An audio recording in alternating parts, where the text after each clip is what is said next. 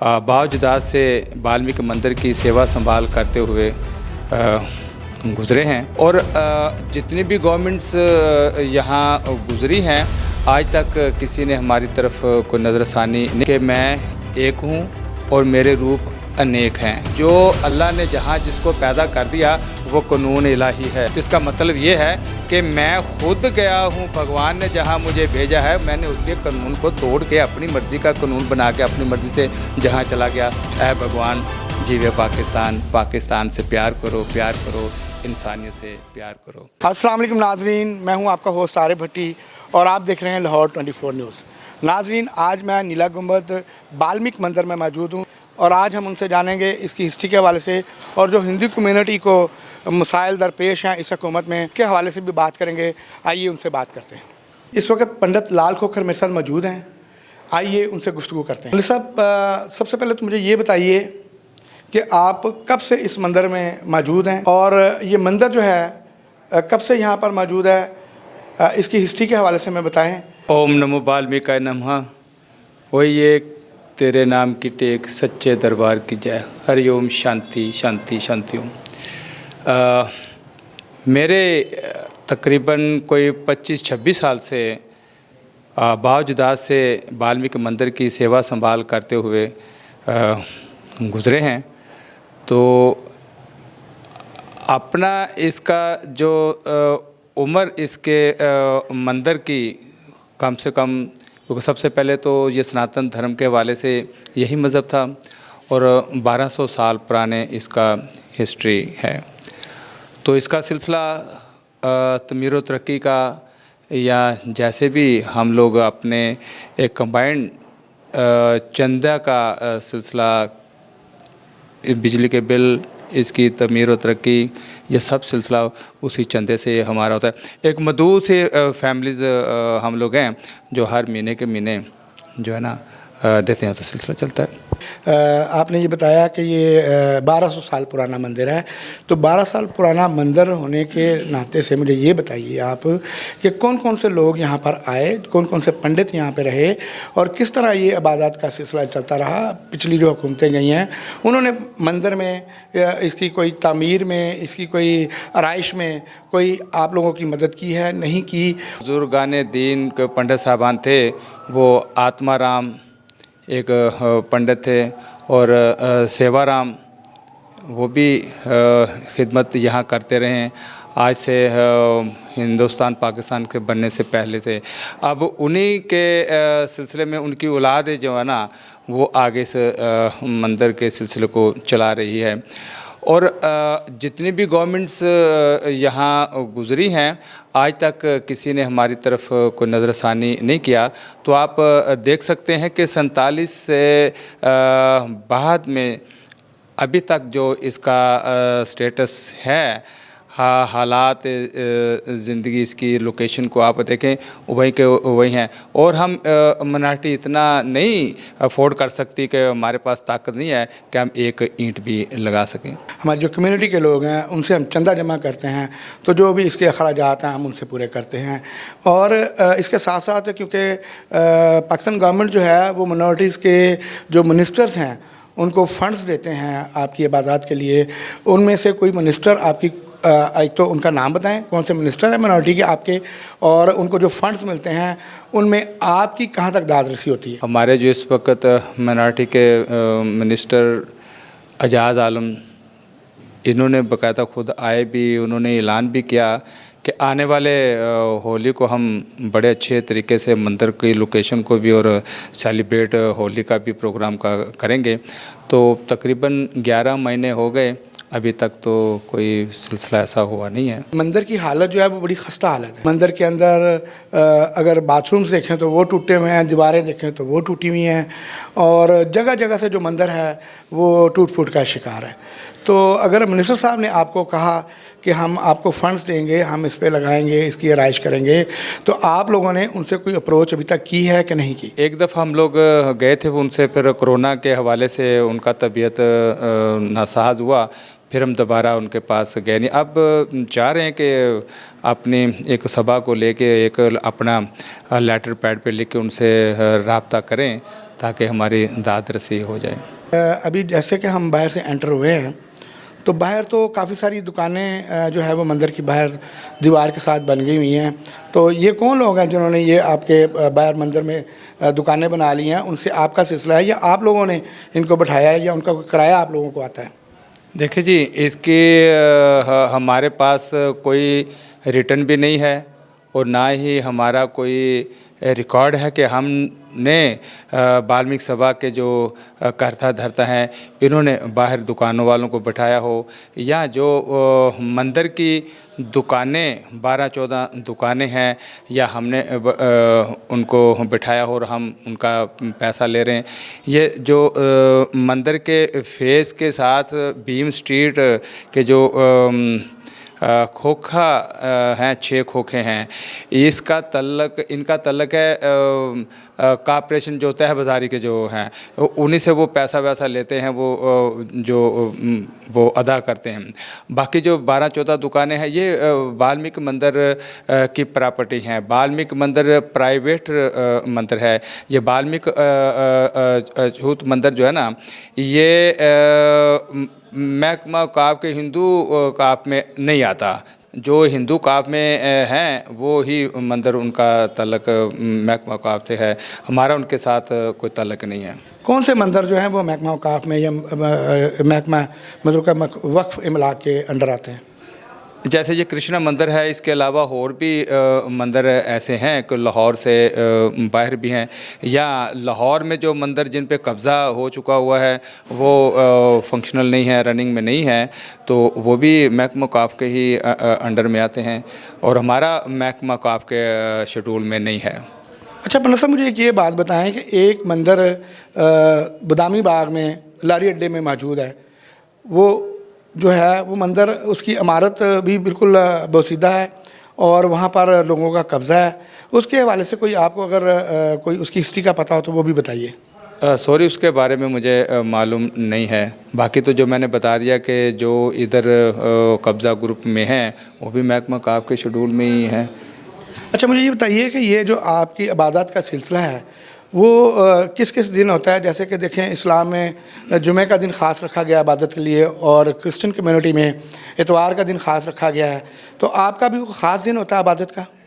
देखिए, इबादत सनातन धर्म के हवाले से इबादत तो रोज़ाना ही शाम को 2 टाइम की हमारी इबादत एक होती है, प्रभात वेला जिसको बोलते हैं, यानी कि सुबह का, और सेकंड टाइम में संध्या का टाइम होता है।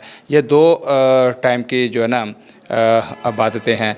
और रोज़ाना में तो आते जाते हैं लोग, कोई ना कोई वो करता है, मगर एक दिन मखसूस है मंगल वाला। मंगल वाले दिन जो है ना वो इबादत होती है, उसमें लोग औरतें मर्द ऐसे इकट्ठे होते हैं, तो दुआ नमाज पढ़ी जाती है पूरे आलम के लिए, पाकिस्तान के लिए, सबके लिए शांति की दुआ। कितने लोग जो हैं वो मंदिर में आते हैं? बस आ जाए तो कोई 10, 15, 20 तक हो भी जाते हैं। कभी ऐसे भी होता है कि 5-7 भी होते हैं, ऐसे हो जाता है बाज़ औक़ात में। इतने कम लोग क्यों आते हैं आपकी इबादत में? बस ये हमारी माइनॉरिटी जो है ना इधर नहीं है, इस वजह से कोई चंद फैमिलीज़ हैं, तो वो चंद फैमिलीज़ के लोग भी इकट्ठे हो जाते हैं। वो दूसरे भी लोग बहन भाई जो कोई गर्ज़मंद होता है, जैसे भी कि जो अतिशज वो पढ़ते हैं, मज़हब को पढ़ते हैं, वो भी लोग आ जाते हैं, वो भी शामिल, वो किसी भी तल्लुक़ रखते हैं मज़हब से। नहीं, ज़रा से यही मालूम हुआ है कि कुछ जो हिंदुज़म के जो लोग हैं वो दूसरे मज़ाहब को इख्तियार कर रहे हैं, इसके हवाले से आपका क्या कहना होगा?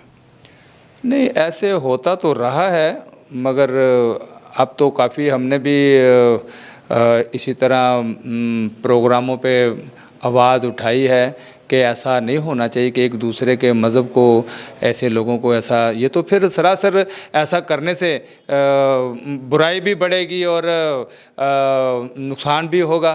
तो अब बेहतर भगवान की बड़ी कृपा से कि रोकथाम हो चुकी हुई है। कहीं इसकी ये वजह तो नहीं है कि जो आपका इल्म है, आप जो दीनी तालीम उनको देते हैं, उसमें कहीं पे कोई ऐसा आ रहा है कि दूसरे लोग जो हैं वो जो आपके मज़हब के हिंदू कम्युनिटी के हिंदुज़म के लोग हैं वो दूसरे मज़ाहब को में जाना चाह रहे हैं या दूसरे मज़ाहब को इख्तियार करना चाह रहे हैं? नहीं, ऐसा तो नहीं है। देखें, ये धर्म जब शुरू से ये चला आ रहा है और इसी धर्म से ही आगे निकलते गए लोग, मुख्तलिफ मज़हबों में बढ़ते गए। तो सनातन धर्म को तो फिर भी फ़र्क नहीं पड़ा, सनातन धर्म तो सबका है, वहीं अपनी जगह पे है कायम दायम। और इसमें ऐसी बात नहीं कि हमारी कोई मुक़द्दस किताबों की वजह से या देवी देवताओं में कोई इतना मैं भगवान मुझे माफ़ करे कि लोग इनकी वजह से वो चले गए या उनको हमारी किताबों में कोई शऊर या उनके पढ़ने ने लिखने में या उनको मज़हब का पता नहीं लगा तो वो सिर्फ चले गए। नहीं, ऐसा नहीं है। ये तो अपनी एक सोच की बात है कि बंदे ने कहाँ धरती पे आया है। जो अल्लाह ने जहाँ जिसको पैदा कर दिया वो कानून इलाही है। उस कानून को अगर मैं मुझे हिंदू में पैदा कर दिया भगवान ने, तो अब मैं दूसरे किसी मज़हब में चला जाता हूँ तो इसका मतलब ये है कि मैं खुद गया हूँ, भगवान ने जहाँ मुझे भेजा है मैंने उसके कानून को तोड़ के अपनी मर्ज़ी का कानून बना के अपनी मर्ज़ी से जहाँ चला गया तो मैं वहाँ चला गया हूँ। मगर मुनकर हुआ मैं भगवान का, तो मैं अपनी सोचों की बात है। मैं आगे आपका कहने का मतलब ये है कि जो जिस मज़हब में आया उसको उस मज़हब में रहना चाहिए, उसको दूसरे मज़हब में नहीं जाना चाहिए। देखें, दुनिया के अंदर जो मज़ाहिब आए हैं उसके लिए जो जिस मज़हब में जो लोग आए हैं वो बिला तफरीक किसी भी मज़हब का हो, लेकिन वो एक दूसरे के मज़हब को जानते हैं। तो अगर जहाँ से उसको कुछ समझ आती है, क्या वो उसमें उस वक़्त तब वो मज़हब इख्तियार करना चाह रहा है या कोई उनके साथ कोई ऐसा उनको बताया जा रहा है कि नहीं आप हमारे मज़हब में आए, कोई इस तरह की कोई किसी किस्म की बात है तो वो बताइए। नहीं, मैंने तो आपको क्लियर मैंने बता दिया है कि जैसे आपने कहा कि जहाँ जहाँ भी जो पैदा अल्लाह की ज़ात ने किया है तो वो ठीक है। अगर वो एक दूसरे को दूसरे किसी मज़हब में लाता है, ले जाता है या करता है या उसको कायल करता है तो फिर इसमें उस बंदे के साथ ही बातचीत है ना, वो तो इलाही के कानून को तोड़ने वाली ही बात है। जैसे मैंने पहले भी बताया कि जिसको जहाँ पैदा कर दिया वो तो ये इलाही ने पैदा किया। अब बंदा जब बंदे को आके दूसरे मज़हब में ले जाता है वो फिर उसका मुनकर होता है, उसके कानून को नहीं मानता, वो अपने कानून से फिर बंदे को लेके जाता है। ये तो फिर सोच की बात है। अच्छा, ठीक हो गया। अच्छा, मैंने ये मंदिर में देखा है कि बहुत सारे भगवान जो हैं उनकी तस्वीर आपने लगाई हुई हैं, तो क्या ये अलग-अलग भगवान को आप अलग-अलग से किसी से मानते हैं या उसके लिए एक ही अकीदा है? देखें, श्लोक में आया है अक्कम सत्य व प्रभु वदा वदंती। इसका तर्जमा है कि मैं एक हूँ और मेरे रूप अनेक हैं। क्या इंसान तू मेरे रूपों को नहीं समझ सकता? जिस रूप में भी तू मुझे याद कर ले, मैं तेरा और तू मेरा। और भगवान एक ही है। श्लोक में बता दिया कि मैं एक हूँ। ये आगे भगवान के रूप हैं। जिस रूप में भी भगवान को याद कर लें तो उसी रूपों में वो बंदा उसी के मानने वालों में शामिल हो जाए। तो कोई राम जी की पूजा करने वाले हैं, कोई कृष्णा जी की पूजा करते हैं, कोई माता शेरों वाली की, कोई कालका माता जी की पूजा करते हैं, कोई वाल्मीकि जी महाराज के मानने वालों में आते हैं। भगवान एक ही है। ये नहीं होता है कि भी अगर हमें कभी ज़रूरत पड़ जाए कसम खाने की भी किसी वजह से, तो हम जब कहते हैं कि ऊपर वाले मेरी मदद करना, हम लोग नहीं ये कहते कि ऊपर वालों मेरी मदद करना। अगर हम कहें कि ऊपर वालों मेरी मदद करना तो इसका मतलब है भगवान बेशुमार हैं। अगर हम कहते हैं कि ऊपर वाले मेरी मदद करें, इसका मतलब है कि वो एक है। वही एक वाल्मीकि जी महाराज का भी नारा स्लोगन यही है कि वो एक है। इसका मतलब यही है कि मानते आप एक खुदा को ही हैं। वो जितने भी भगवान आए हों, आपका कहने का मतलब है कि अल्लाह ताला की ज़ात उसी में से होकर गुजरती है, इसलिए आप जो है वो इतने भगवान को उसकी सूरत में मानते हैं, लेकिन मानते आप एक खुदा को हैं। बिल्कुल बिल्कुल बिल्कुल। बताया ना कि मैं एक हूँ और मेरे रूप बेशुमार हैं। तो भगवान तो फिर एक ही है। उसके आगे रूपों में भी अगर माना जाए, देखा जाए तो वो नूर एक ही, उन्हीं में भी वही नूर निकलता है, चमकता है और इंसान को रहमतें बरकतें देता है। अच्छा मतलब साहब, आखिर में जैसे कि वज़ीर-ए-आज़म पाकिस्तान का ये विज़न है कि तमाम मिनोरिटीज़ के लोगों को उनके हकूक़ दिए जाएंगे, जिस तरह के इन्होंने करतारपुर बनाया वज़ीर-ए-आज़म इमरान खान ने, और पूरी दुनिया जो है वो उसकी तारीफ़ कर रहे हैं वज़ीर-ए-आज़म पाकिस्तान इमरान खान की। और साथ ही साथ जो सिख कम्युनिटी है वो तो उनकी बहुत ज़्यादा शुक्रगुजार है कि करतारपुर को उनके लिए जो है वो नए सिरे से बनाया गया और एक यादगार जो है वो इबादतगाह सिखों के लिए जो है वो वज़ीर-ए-आज़म इमरान खान ने बनाई है।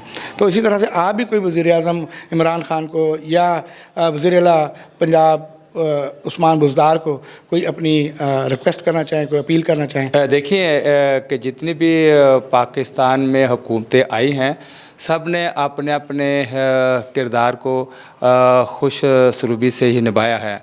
और ये जो हुकूमत इस वक्त PTI की आई है, ये इमरान खान का हम बड़ा धन्यवाद कहते हैं कि इन्होंने वो चीज़ें नैब की सूरत से करवाई जो पाकिस्तान में किसी हुकूमत ने आज तक की, यानी कि जो करप्शन जिन्होंने बड़ी बड़ी करप्शन की को पाकिस्तान को, तो उनको भी जो है ना कटहरे में ले आए। और मुक़द्दस मकामात की मनारटी के हवाले से जैसे करतारपुर का बड़ा इनिशिएटिव लिया इमरान खान साहब ने, और उनके पता नहीं कि 45 मंदिरों का उन्होंने कहा कि या इससे ज़्यादा कोई मेरा ख्याल मंदिरों की तमीर और तरक्की के लिए हुकूमत पाकिस्तान PTI ने जो है ना इनिशिएटिव लिया है कि भी इनके लिए हम अच्छा तासुर पैदा करेंगे ताकि इनका भी मिनॉरिटी में मंदिरों की तमीर और तरक्की हो और लोग अपने अपने मज़हब के हवाले से चलते रहें। तो मैं भी अब मौजूदा हुकूमत से यही कहूँगा कि मंदिर बाल्मीक नीला गुंबद के भी हालात ज़ार को तरफ देखा जाए, तो जितना आपने जहाँ इतना पूरी दुनिया में नाम पैदा कर लिया PTI ने, ये करतारपुर का भी करके, तो दूसरे मनादिर जो है ना उनको भी, तो इधर भी ज़रा नाज़र सानी करे। हमारी भी दुआएं आपके साथ साथ हैं पूरे आलम के लिए और पाकिस्तान के लिए और पाकिस्तान की हुकूमत के लिए कि ऐ भगवान जीवे पाकिस्तान, पाकिस्तान से प्यार करो, इंसानियत से प्यार करो। अल्लाह हाफिज़। जी, मेरे साथ यहाँ पर एक और मकामी शहरी और इस मंदिर में जो पूजा करने आते हैं वो भी मौजूद हैं, उनसे बात करते हैं कि उनका क्या कहना है। मेरा नाम पतरस जॉर्ज है और मैं यहाँ का रहायशी हूँ। हम शुरू से इधर ही हैं, हमारे बाओजदाद, जिसमें मेरे दादाजी बंताराम, मेरे जो चाचा जी थे वो मोटा पहलवान सादक, और चाचा सादक उर्फ सदी पहलवान, और महाराज तारा भगत और महाराज लबा भगत, ये हमारे अबाजदाद, इनकी विरासत से हम इधर से चलते आ रहे हैं और जो कुछ उन्होंने अक़ीदत के लिए कहा हुआ वो चलता है इधर, और शुरू से हम इधर ही हैं और अपने तौर पे हम ये सारा अंजाम देते हैं।